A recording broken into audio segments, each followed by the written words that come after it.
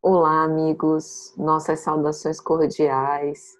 É com muita alegria que estamos aqui hoje para o GILAC, Grupo Espírita Luz, Amor e Caridade, né, nessa forma virtual de fazermos algumas reflexões em torno do Evangelho, para de algum modo termos, né, aurirmos da nossa amada doutrina espírita, a força, a coragem, a esperança, a fé, para enfrentarmos esses tempos desafiadores, porque ora atravessamos. Então, é para mim um motivo de muita felicidade estar aqui com vocês mais uma vez. E hoje nós vamos refletir em torno de um tema muito especial, que é o pensamento, colocado aqui como equipamento existencial. Então, é uma reflexão de fôlego, né, que a gente se aventura e pede a Deus que Ele ampare a nossa, as nossas possibilidades tão diminutas. A gente oferece uma migalhinha esperando que Deus multiplique isso para saciar a todos nós, né? Então, antes da gente começar, vamos elevar os nossos pensamentos ao alto e rogar ao Senhor. Mestre de misericórdia sem fim, nós te pedimos com humildade que a vossa sabedoria e o vosso amor tornem encharcadas as nossas vidas. Envolve-nos com o teu perfume, com o teu frescor do Evangelho, com a tua paz, com a tua esperança, com o objetivo de que nós possamos vencer as nossas dificuldades, os nossos empeços, as nossas inibições, os nossos impedimentos e possamos cumprir um pouco daquilo que esperais de nós. Que seja para o teu coração verdadeiro as nossas mais calorosas e sinceras súplicas. Que nós possamos, nesse momento, ter uma reflexão que nos sirva para a nossa vida prática. Que saiamos todos daqui mais fortalecidos com essas modestas reflexões.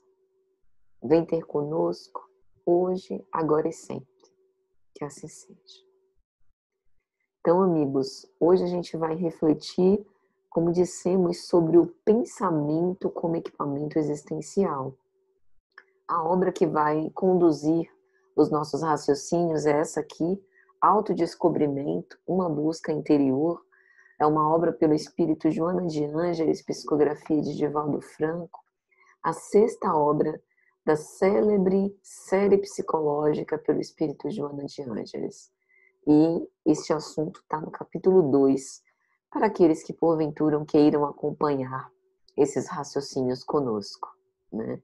Só fazendo uma breve propaganda no canal Lições de Amor, youtube.com/lições de amor, nós estamos fazendo o estudo sequencial da série psicológica de Joana de Ângeles. Ainda estamos no livro segundo, O Homem Integral. Com fé em Deus chegaremos nesse sexto livro. A cada semana nós fazemos a abordagem capítulo a capítulo.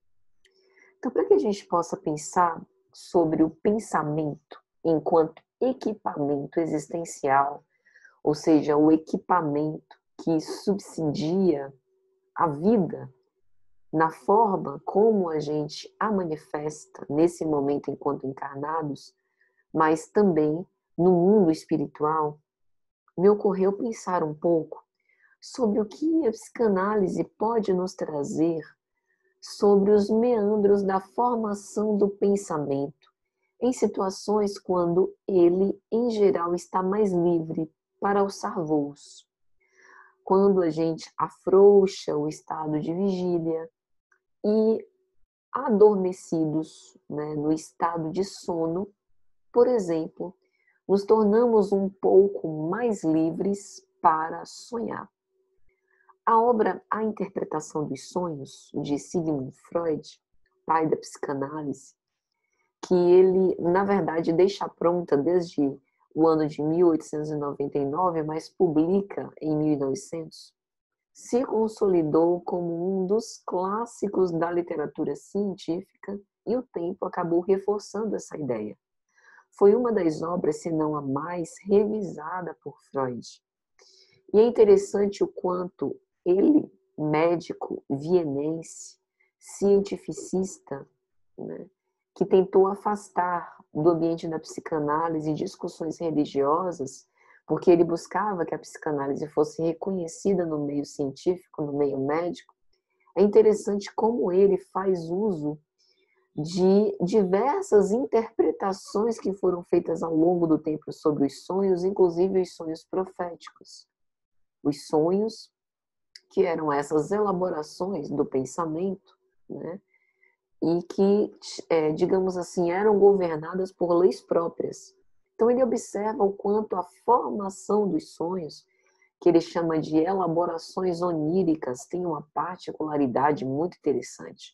Nos sonhos a gente pode voar, a gente às vezes se encontra caindo, a gente até pode estar comendo, apreciando o gosto dos alimentos e tem a sensação de efetivamente comê-los.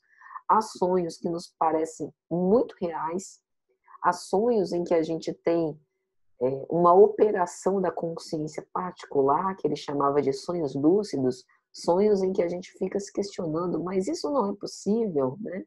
Se, por exemplo, a gente aparece lá com 5 filhos, mas eu não tenho 5 filhos, né? Então, os sonhos, ele tem formações bastante diversificadas, que dizem respeito sobre o mundo simbólico subjetivo. Uma das coisas que Freud inicia a obra dizendo é que os sonhos não decorrem, na visão dele, de manifestações sobrenaturais, mas seguem as leis do espírito humano, embora o espírito humano seja afim do divino. Ouvir isso de alguém, né, que, embora judeu e embora muito ético, né, então possuidor de valores morais, né, mas buscou afastar a psicanálise da religião, como dissemos, ouvir isso é muito alentador, porque nos mostra que Freud não rechaçava nada, mas ele buscava para a sua teoria uma consolidação que pudesse levá-la a alçar uma posição de ciência. Então, tem alguns momentos na sua trajetória quando ele, inclusive, recorre, né, a posicionamentos que são posicionamentos vanguardistas.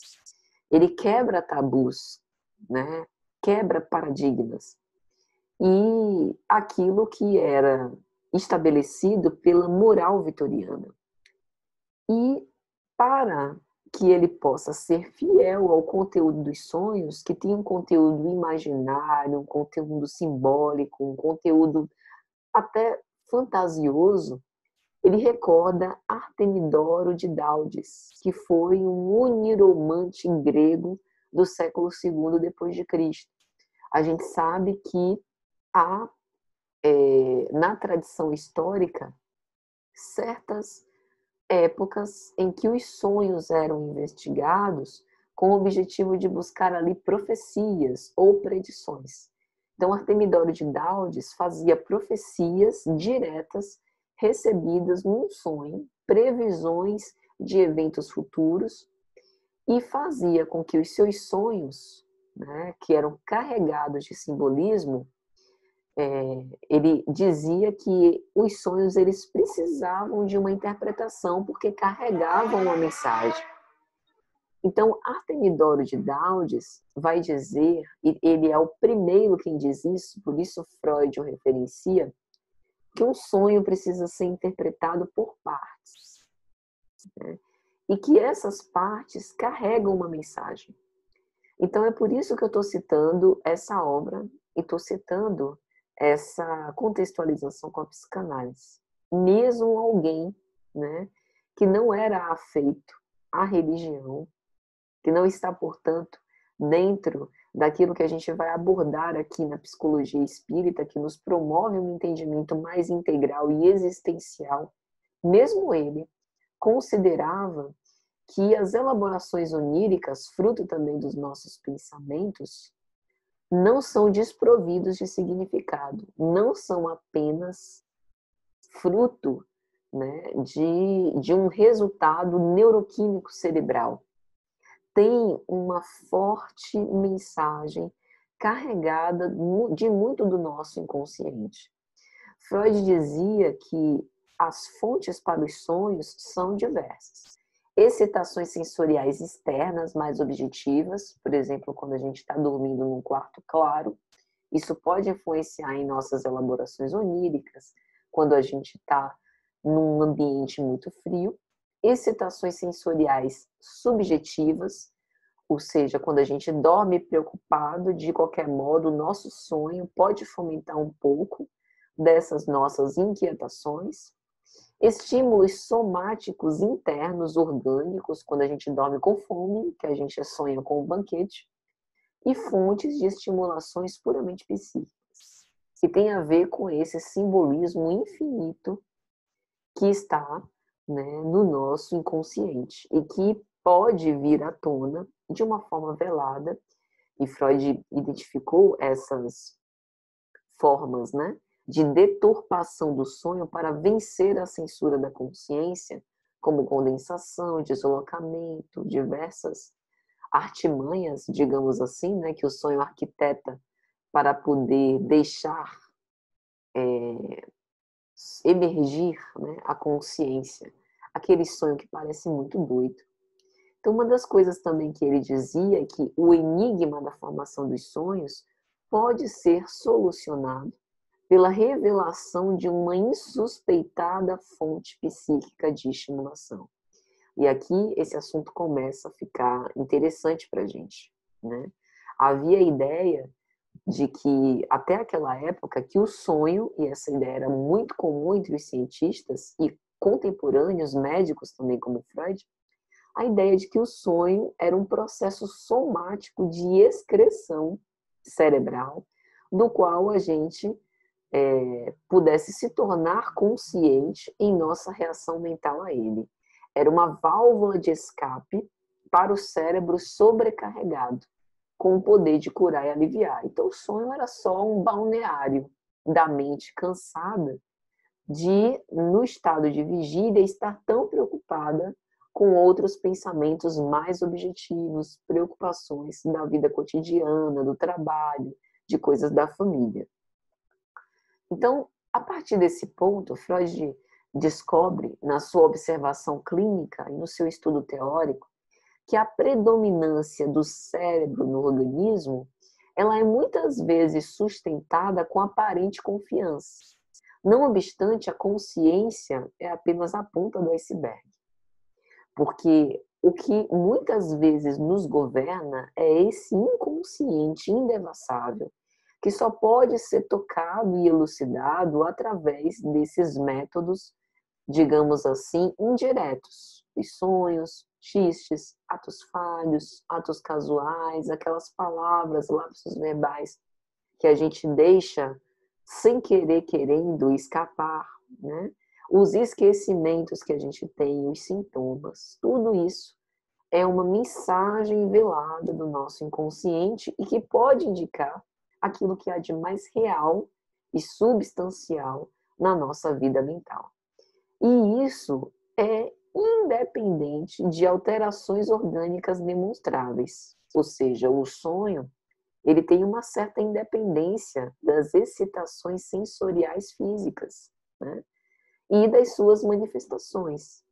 E isso é completamente, assim, difícil de um psicólogo ou um médico organicista pensar. Aquilo que ocorre ao nosso pensamento, à nossa mente, não ser explicado por funções orgânicas. Mas Freud explicava de um modo muito simples. A grande questão é que muitos de nós, ainda hoje, não queremos validar a relação causal entre o somático e o psíquico. A integração mente e corpo. Uma integração que a doutrina espírita, agora trazendo para nossa realidade aqui, nos trata muito bem. O espírito imortal tem o seu inconsciente profundo, né, as suas raízes pregressas, as suas intenções, os seus impulsos, as suas vontades, o seu desejo. mas ele está encarnado num corpo, num soma, né? E esse soma é o resultado do molde do modelo organizador biológico, perispírito, que é a grande interface entre essas, digamos assim, instâncias, por assim dizer, né? Então, tudo aquilo que reverbera no corpo é resultado do espírito imortal, mas o corpo também influencia no espírito. Então, Freud, lá no século XIX, né, início do século XX, ele tem uma compreensão sobre isso, embora não falasse do espírito.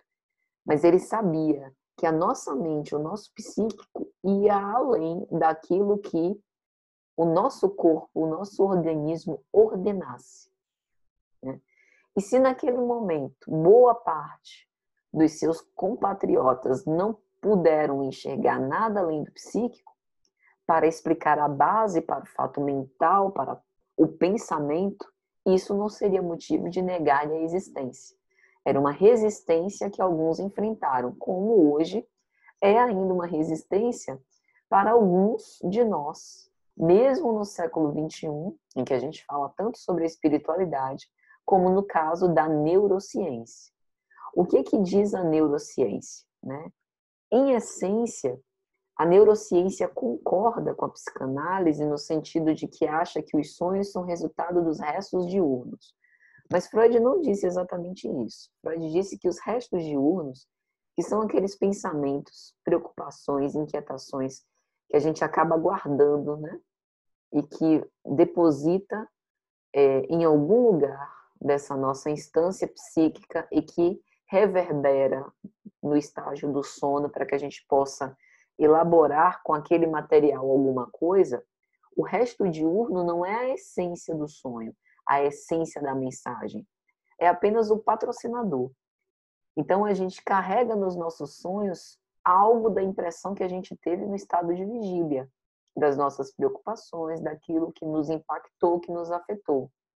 Mas a gente aproveita isso para encapsular, para envelopar uma mensagem mais profunda.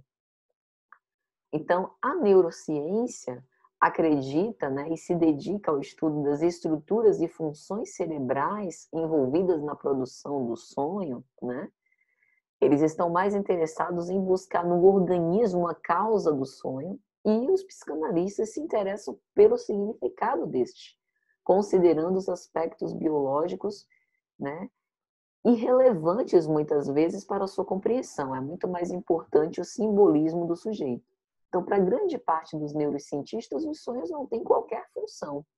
São apenas um efeito colateral de processos de consolidação de memória dependentes do sono e a manifestação consciente destes, né? Então, Freud desenvolve nessa obra um método de interpretação dos sonhos, justamente para que pudesse se verificar que eles têm sentido e, longe de constituir uma expressão de uma atividade fragmentada do cérebro, eles carregam um significado importante para a vida do sujeito. E ele dizia, quando esse trabalho de interpretação se conclui, a gente percebe o quanto que o sonho é a realização de um desejo, que era o que ele utilizava. Então, a gente está falando tudo isso para poder introduzir o pensamento de Joana de Ângeles sobre o pensamento como equipamento existencial. Na obra em epígrafe, Autodescobrimento, uma busca interior, Joana começa dizendo que os psicólogos organicistas estabeleceram categóricos que o pensamento é exteriorização do cérebro, já que não existe uma função sem órgão. Então, do mesmo modo que eles fizeram com o sonho, né, que também envolve formações, elaborações de pensamento de caráter muito especial, os pensadores, né, as autoridades médicas, psicológicas, organicistas, acreditam que tudo que ocorre na mente, né, precisam de uma explicação orgânica. Portanto, o pensamento seria fruto do cérebro, né? E aí ela continua dizendo que, assim, certamente há órgãos geradores de fenômenos que se apresentam na esfera física, Mas esses fenômenos nem sempre, assim, são constituintes materialmente. E aí ela começa a falar sobre o espectro eletromagnético, né? E a sua variada constituição. Ela fala, por exemplo, das ondas elétricas, magnéticas, e em determinados comprimentos de onda, né? Curtos, ultracurtos, largos, que conduzem mensagens carregadas de diferentes teores e que muitas vezes são captadas por equipamentos e instrumentos. Pense, por exemplo, né, o estetoscópio, que ao ser colocado no tórax, consegue decodificar a mensagem dos batimentos cardíacos. Pense nas radiografias, né, que conseguem mostrar a estrutura óssea do nosso corpo. Pense, por exemplo, na ultrassonografia, né, que utiliza a onda do ultrassom para penetrar nas camadas interiores de órgãos, né, para que a gente possa delinear os órgãos internos, né? Então, a exploração da tecnologia nos favoreceu o desenvolvimento de técnicas diagnósticas de mapeamento do organismo. E a gente começou a perceber que o nosso organismo é, por assim dizer, menos concreto do que a gente imaginava, né? As nossas células estão cheias, entre aspas, de partículas, né? Atômicas, subatômicas, têm uma energia envolvendo que não necessariamente é algo concreto e físico, embora possa ser detectável pelos instrumentos à medida que eles avançaram tecnologicamente. Então, Joana vai sintetizar isso dizendo assim: a realidade da energia e dos seus campos, nos quais se aglutinam micropartículas, vão formando conglomerados atômicos. E, por sua vez, esses são organizados, resultando num conjunto que é o corpo, conforme a sua constituição perispiritual de que se utiliza. Então, o corpo ele não é uma espécie, né, de modelo estanque. É um modelo dinâmico que está sobre o império de forças, né? Forças, por exemplo, como estímulos elétricos do nosso cérebro, né? Em que a gente, através de um estímulo elétrico, pode fazer movimentar um músculo para andar, para correr, né? Movimentos que podem ser bastante involuntários, como o do nosso tubo digestivo. Então, tudo isso indica a operação de forças, de ondas, de comunicações, num sistema equilibrado, em que operam forças que não necessariamente são objetivas, conscienciais. Então, é um organismo que tem uma certa autonomia de algum modo. Então, se a gente parar para analisar agora um pouco, né, o nosso organismo humano, em especial o sistema cardiovascular circulatório, para a gente sair um pouco da abstração e tentar partir para um exemplo mais objetivo. O sistema circulatório, ele consiste no funcionamento integrado do coração como órgão principal e dos vasos sanguíneos para a irrigação celular. Então, o sangue é carreado por nutrientes e oxigênio, e isso tudo é levado às células. Como é que funciona? O coração, ele bombeia o sangue nesse sistema circulatório. Ele tem basicamente dois fluxos de bombeamento, né? O lado esquerdo do coração bombeia o sangue das artérias para o corpo, o lado direito direciona o sangue venoso para os pulmões. Essa é o que se conhece por grande circulação. E há uma pequena circulação, que é a circulação cardiorrespiratória, ou seja, o coração manda para o pulmão o sangue pobre em oxigênio, para que o pulmão possa devolver esse sangue oxigenado, bombeado pelos vasos pulmonares, que são ramificados em vasinhos de menor calibre, para que isso depois seja distribuído para as células. Então, a inervação do coração ela está permeada por estímulos elétricos que vêm do nosso sistema nervoso, autônomo ou involuntário, e suas divisões simpática e parasimpática.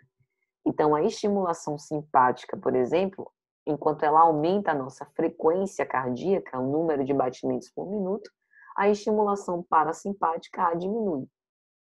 Então, a gente tem um sistema que é um sistema concreto. Tem um coração que a gente pega, que tem peso, né? Tem os vasos sanguíneos que a gente vê quando a gente faz exame de sangue, a gente vai coletar o sangue dali, mas também tem um sistema de operação de forças, de hormônios, de estímulos elétricos, que é uma coisa meio que intangível. Então, há uma operação por trás de todo esse sistema.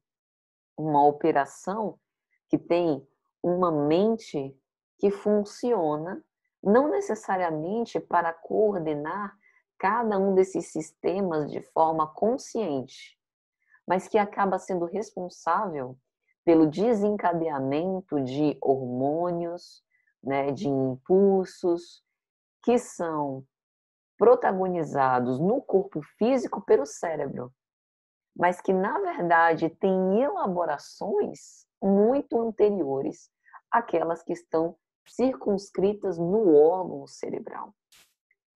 Só para citar um exemplo, emoções afetam somaticamente, a depender de como a gente lide com isso. Por exemplo, a emoção do medo, ela necessariamente promove em nós alterações físicas, sudorese, evacuação, né? Impulso para correr. Quem desencadeou isso? O nosso aparato cerebral. Assim também como os sentimentos. O sentimento de saudade que nos leva a ter um pensamento de uma pessoa querida, por exemplo, que não está mais entre nós, começa a desencadear sentimentos de tristeza, né, de vontade de estar com aquela pessoa, e isso também tem uma repercussão cerebral com o desencadeamento de uma série de hormônios e impulsos elétricos para outras reações. Então, a gente é menos concreto do que possa parecer. Até se a gente observar a respiração, como é que o oxigênio chega às células, né? O ar entra no nosso corpo pelas cavidades nasais. As cavidades nasais são revestidas pela mucosa nasal, que tem um conjunto de pelos que faz uma filtragem. Esse ar passa pelas narinas, boca, faringe, laringe, traqueia, atinge os pulmões. Nos pulmões, estruturas elásticas diminutas, chamadas de alvéolos, né, acabam fazendo uma troca gasosa, porque são ricas de capilares sanguíneos.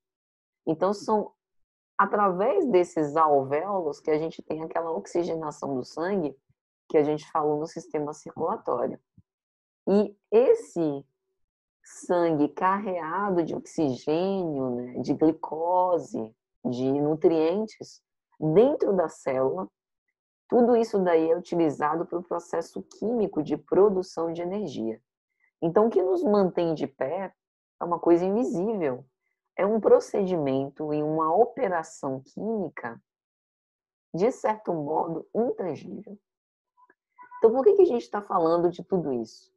Porque Joana de Ângeles nos diz na obra que o pensamento não procede do cérebro.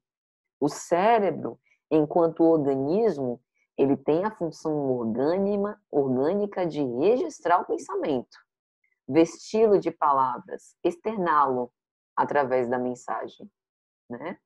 Mas o pensamento é anterior ao cérebro.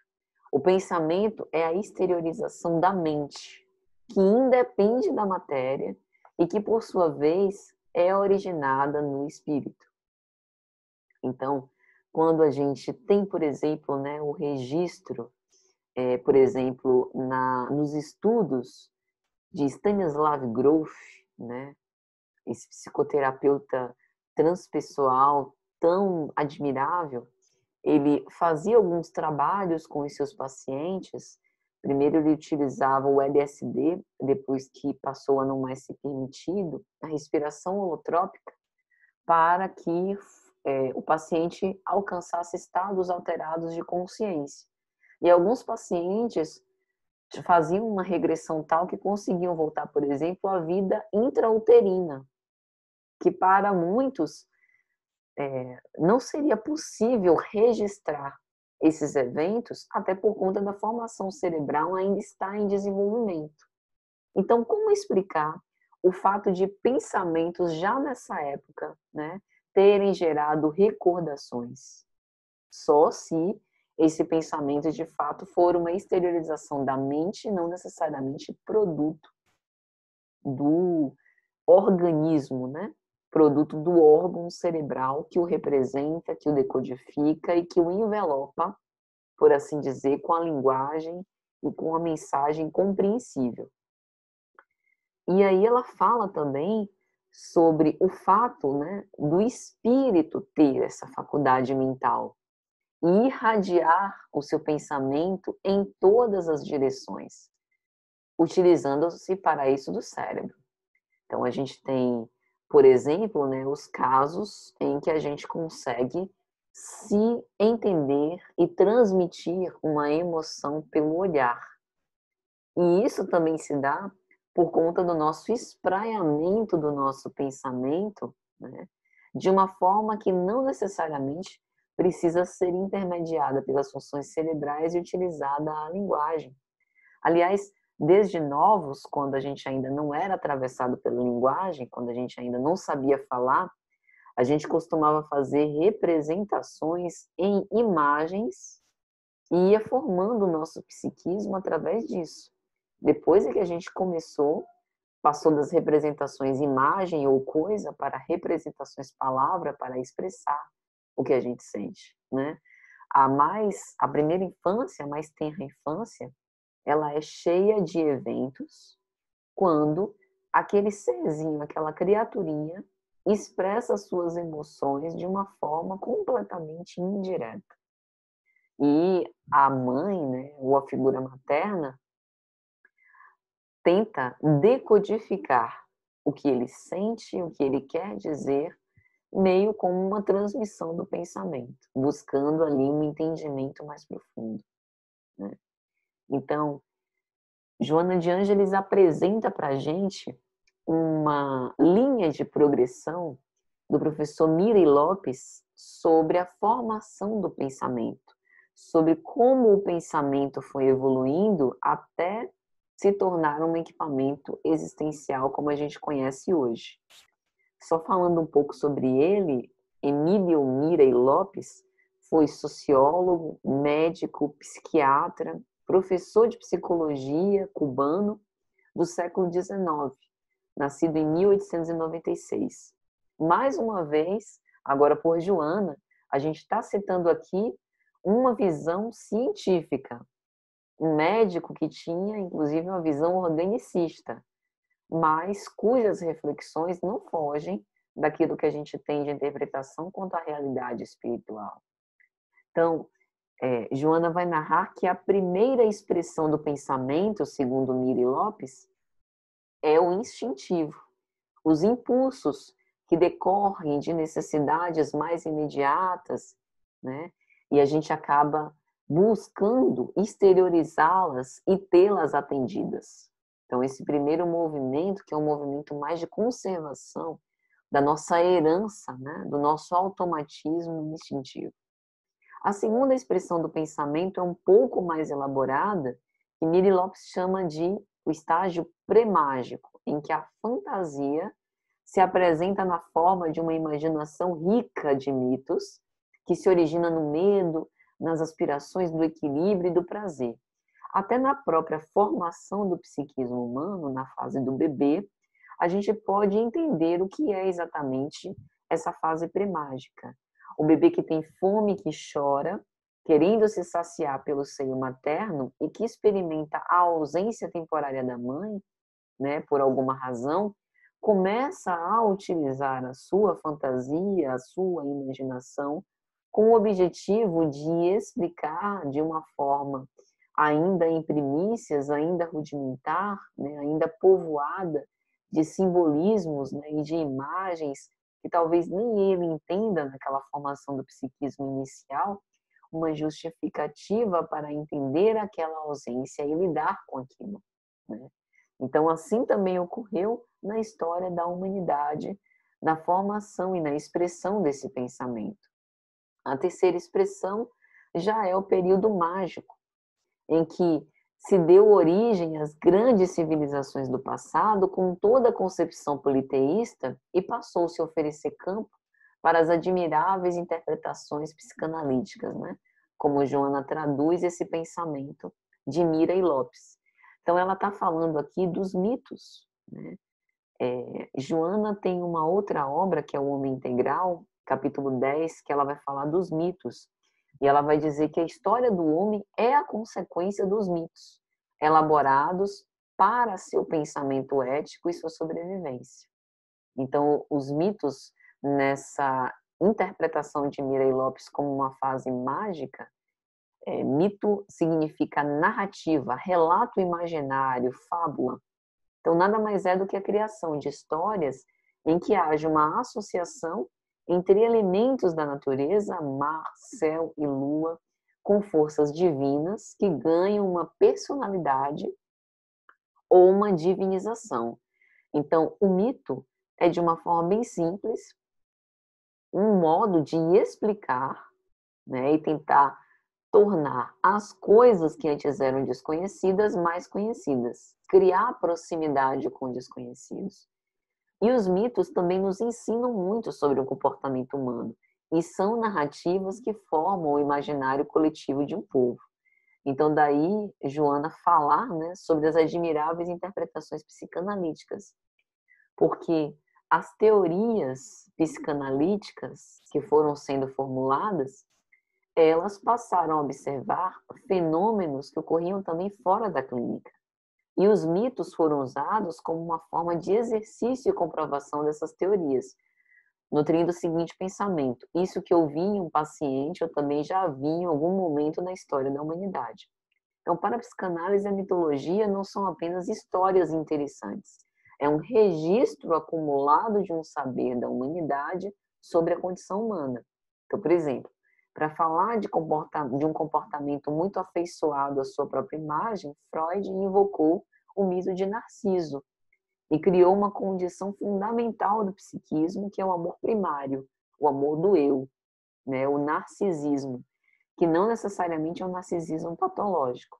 Para Freud, é uma fase inicial desse amor do eu e que mais tarde vai sendo direcionado para objetos, né?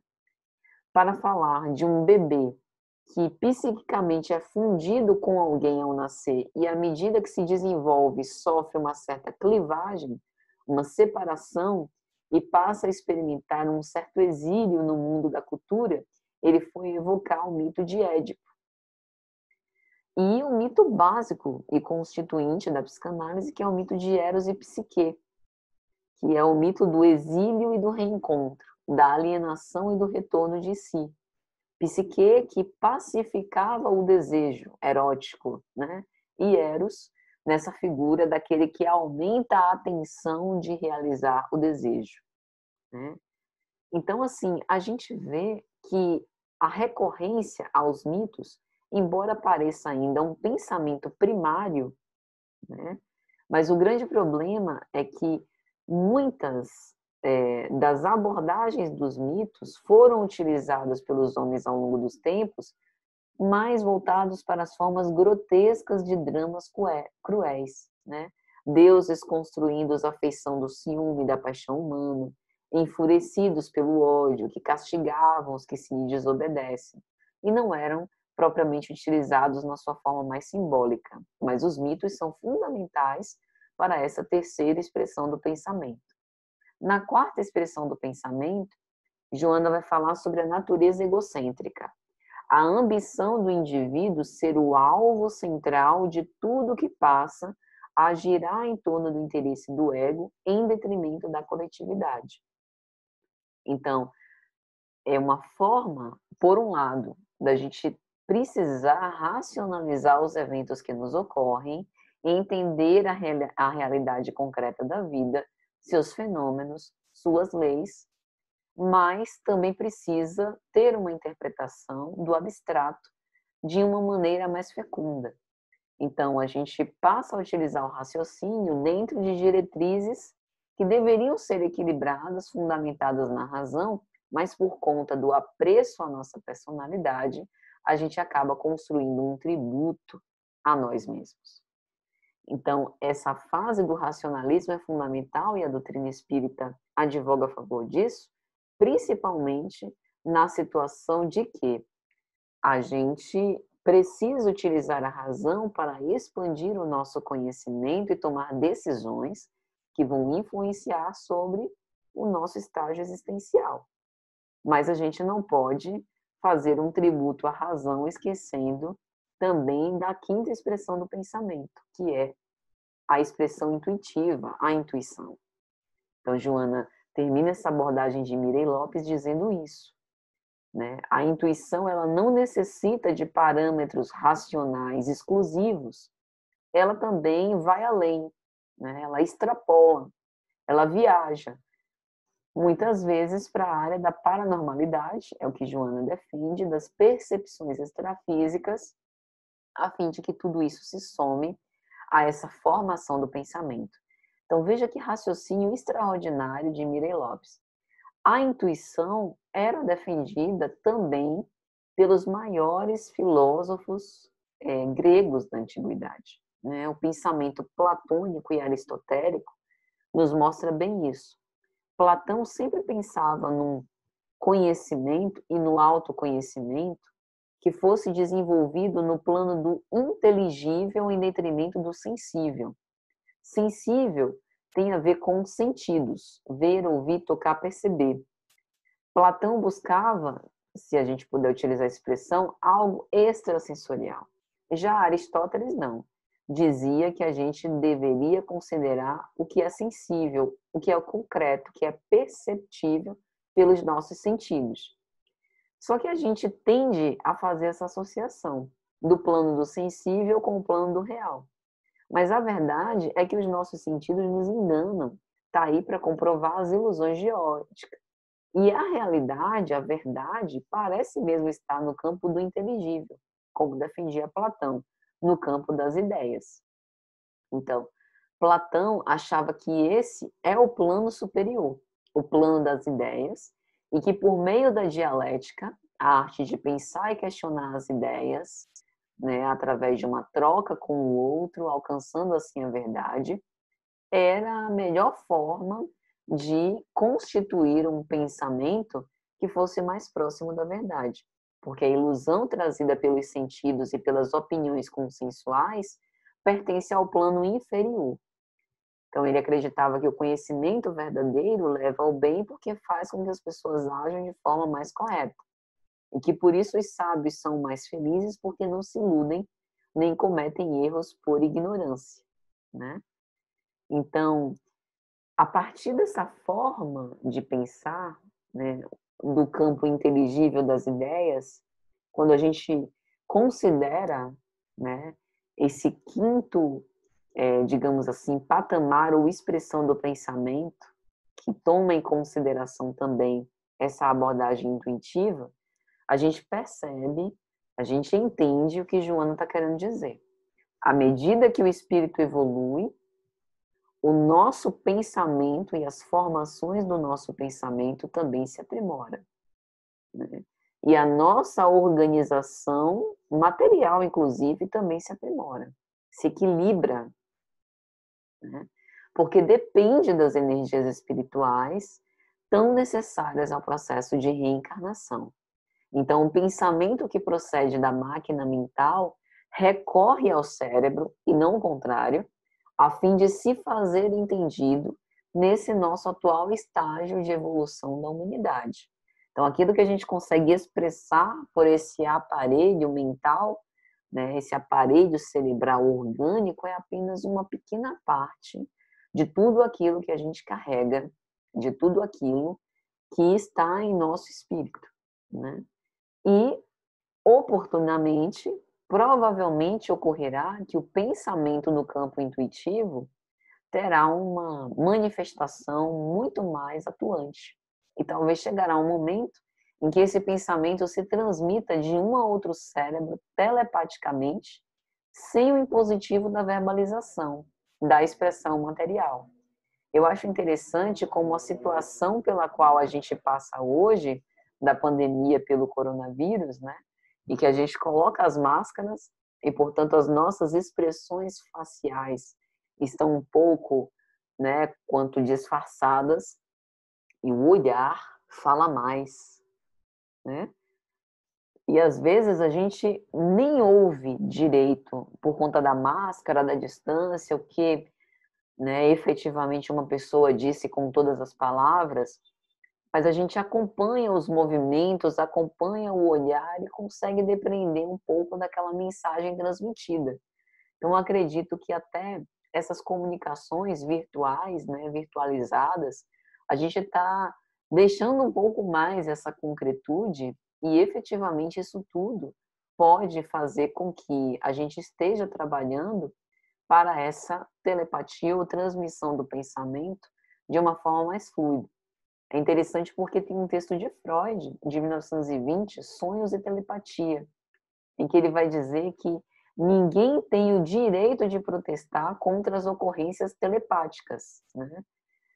Mesmo que o evento e a mensagem, né, notificada não coincidam exatamente no tempo, a gente não pode dizer que a telepatia não existe. Ele falava dos sonhos premonitórios, né? Que podem ter sido uma comunicação telepática de uma outra, de um evento que pode ocorrer no futuro. E mesmo que esse evento não ocorra no futuro dos próximos dias, a gente não pode não validar, invalidar as ocorrências telepáticas. E ele diz ainda que se o problema da telepatia é apenas uma atividade da mente inconsciente, pode-se assim pressupor que as leis da vida mental inconsciente também se aplicam à telepatia. E se a gente considera, né, que o nosso inconsciente profundo faz parte do nosso repositório espiritual, a gente entende que, de fato, as leis operantes na telepatia não são leis conscientes, né? São leis que estão muito mais relacionadas à nossa vida existencial. Kardec também abordou essa questão no Livro dos Espíritos, no conjunto de questões que ele encadeia no item Transmissão Oculta do Pensamento, que está lá na parte segunda, né? O mundo espírita ou o mundo dos espíritos, entre as questões 419 e 421. Então, os espíritos vão dizer a Kardec que os espíritos se comunicam entre si sem necessariamente precisar dessa intermediação da linguagem, pensamento a pensamento.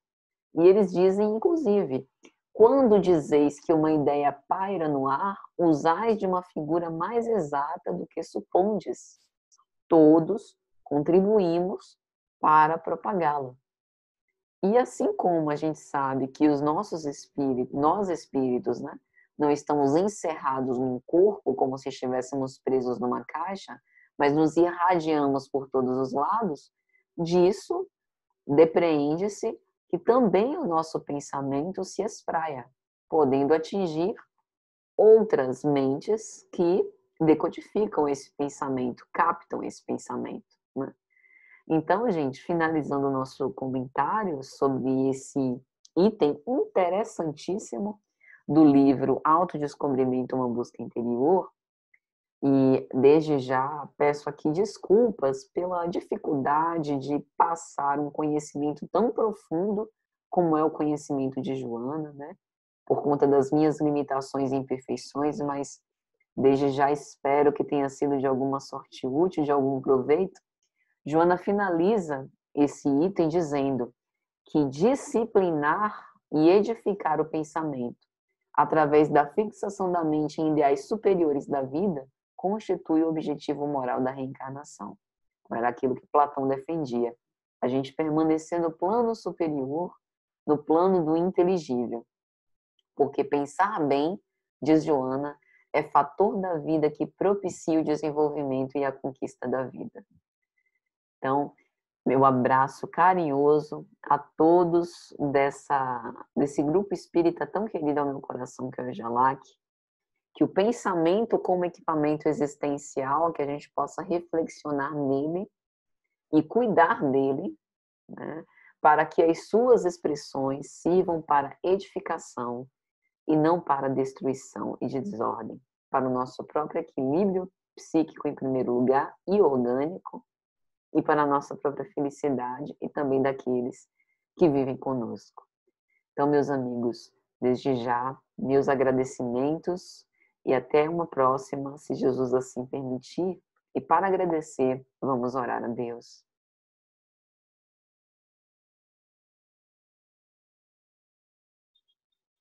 Mestre divino e Senhor, Pai de misericórdia sem fim, nós te agradecemos por essa oportunidade de estarmos reunidos para refletir sobre um assunto de tamanha importância.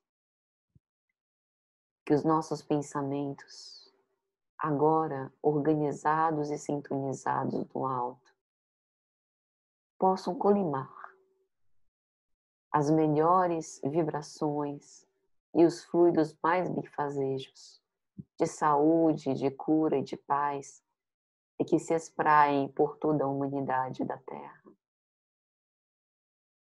Que nós possamos atravessar esses momentos difíceis com força e perseverança. Que Deus esteja sempre conosco, hoje e sempre, nos fortalecendo. E que o Senhor seja sempre louvado. Que assim seja. Então, meus amigos, um grande fraternal abraço para todos e até a próxima, se Jesus assim permitir.